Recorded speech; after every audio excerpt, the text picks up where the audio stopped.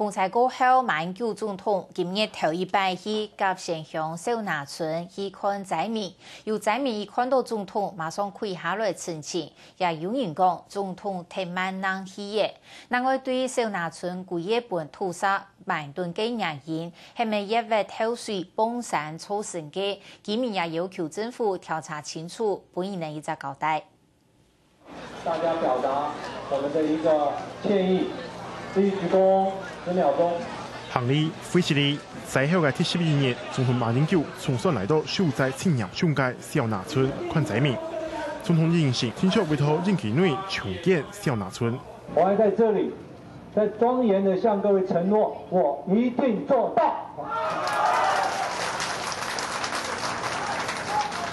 除了重建，面對災民嘅收容問題，總統話居民唔是少，政府除了會提供租客屋。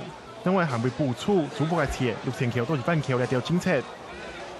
新學期所在到咧，總統講已經要求教育部聽取小朋友復學。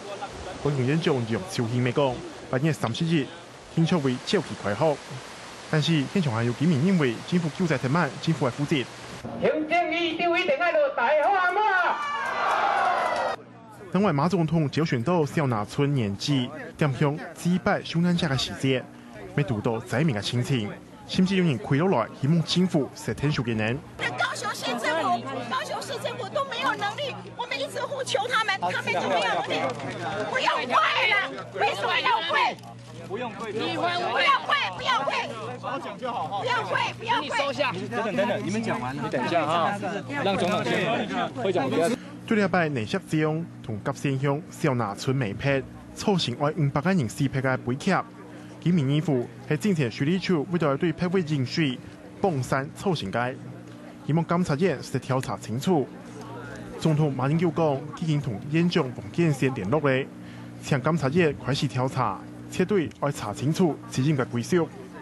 客家新聞小鳳漢5二卷高雄報道。